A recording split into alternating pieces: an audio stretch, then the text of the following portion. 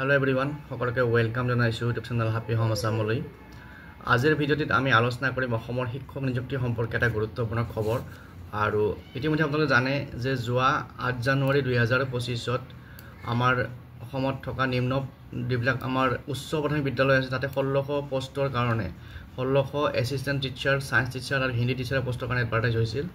তাৰ পিছত আকৌ একে সময়তে 2929টা নিম্ন প্ৰাথমিক বা লোৱাৰ প্ৰাইমাৰী স্কুলবিলাকত এছিষ্টেণ্ট টিচাৰ পোষ্টৰ কাৰণে এডভাৰটাইজ হৈছিল।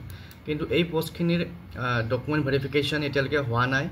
ইতিমধ্যে বাকী 5500 পোষ্টৰ হৈ আছে, কিন্তু এইখিনি ডকুমেণ্ট ভেৰিফিকেশ্যন কেতিয়া হ'ব বা ইয়াৰ নিযুক্তি কেতিয়া হ'ব এই সম্পৰ্কত আমাৰ অসমৰ যি প্ৰাথমিক শিক্ষা সঞ্চালকালয়ৰ যিগৰাকী সঞ্চালিকা মেডাম তেখেতে কিছু কথা উল্লেখ কৰিছিল। তো সেইখিনি কথা আজিৰ এই ভিডিঅ'টিত শ্বেয়াৰ কৰিব বিচাৰিছোঁ। আশা কৰিছোঁ ভিডিঅ'টো শেষলৈকে চাব আৰু যিসকলে চেনেলটো নতুনকৈ আহিছে ছাবস্ক্ৰাইব কৰি ল'ব। তো এই নিউজটো আপোনালোকে দেখিছে, ইয়াত লিখা আছে 5500 পদৰ নথি পৰীক্ষণৰ সময়তে সঞ্চালকৰ ঘোষণা, অচিৰেই আৰম্ভ হ'ব 4500 শিক্ষক পদৰ নিযুক্তি প্ৰক্ৰিয়া। তাৰপিছত আৰু বিভিন্ন কাৰণত নথি পৰীক্ষণ উপস্থিত থাকিব নোৱাৰা আমন্ত্ৰণ নোপোৱা যোগ্য প্ৰাৰ্থীও পুনৰ পৰীক্ষণত অংশগ্ৰহণৰ সুযোগ। গতিকে এইটো এটা নিশ্চয় ভাল খবৰ। তাৰপিছত ইয়াৰ ডিটেইলছত কি আছে চাওঁ। তো ইয়াতে আমাৰ যিগৰাকী এলিমেণ্টাৰী এডুকেশ্যন ডাইৰেক্টৰ মেডাম তেখেতে উল্লেখ কৰিছে যে বৰ্তমান সম্প্ৰতি এই পদকেইটাসমূহৰ নথি পৰীক্ষণ চলি আছে। যিকেইটা 5500 পোষ্ট আছিল, 3800 এল পিত আৰু 1750 আছিল ইউ পিত। তো এইখিনি পোষ্টৰ কাৰণে ডকুমেণ্ট ভেৰিফিকেশ্যন চলি আছে। ইয়াৰ পিছতে পৰৱৰ্তী পৰ্যায়ত আৰু 4500 পদৰ নিযুক্তি প্ৰক্ৰিয়া চলিব বুলি মাধ্যমিক শিক্ষা সঞ্চালক সৰঞ্জনা সেনাপতিয়ে সংবাদমেলত জানিব দিয়ে। তাৰ লগতে আৰু 1000 পদ খালী হোৱাৰ সম্ভাৱনা আছে। কাৰণ কিয়, প্ৰাথমিক স্তৰত কাম কৰি থকা আৰু 1000 শিক্ষকে গ্ৰেজুৱেট টিচাৰ বা PGTত কোৱালিফাই হৈছে।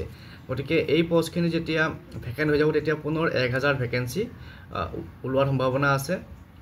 গতিকে ইয়াৰ পৰা আমাৰ যিসকল CTET পাছ কৰি থৈছে বা আমাৰ UP LP টেট পাছ কৰি থৈছে তেওঁলোকৰ কাৰণে এইটো যথেষ্ট ভাল খবৰ। আৰু যিসকলে 4500 পোষ্টৰ যিটো এডভাৰটাইজ ওলাইছে তাৰ এগেইনষ্টত যিসকলে এপ্লাই কৰিছিল তেওঁলোকৰ কাৰণে ভাল খবৰ। কাৰণ কিয়, যিহেতু আমাৰ এই 5500 পদৰ ডকুমেণ্ট ভেৰিফিকেশ্যন হয়তো শেষ হ'বই আৰু লাহেকৈ।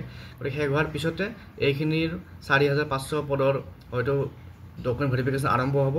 আৰু আৰম্ভ হোৱাৰ লগে লগে আমাৰ এই যিটো বহুদিনীয়া এটা নিযুক্তি প্ৰক্ৰিয়া, এই নিযুক্তি প্ৰক্ৰিয়াখিনি পুনৰ এটা মানে পিক আপ ল'ব। কাৰণ কিয়, আমাৰ 2023ৰে যিটো 5500 পোষ্টৰ যিটো পেণ্ডিং ভেৰিফিকেশ্যন সেইটো এতিয়া চলি আছে। আৰু 2025 জানুৱাৰীৰ এই যিটো 4500 পদৰ যিটো আমাৰ ডকুমেণ্ট ভেৰিফিকেশ্যন সেইখিনি যদি আৰম্ভ হয় এই অক্টোবৰ মাহত, এইবাৰ যে অক্টোবৰত এপইণ্টমেণ্ট দিবলগীয়া আছে তেতিয়া এই 4500 ভেকেঞ্চিৰো এপইণ্টমেণ্ট হোৱাৰ সম্ভাৱনা আছে।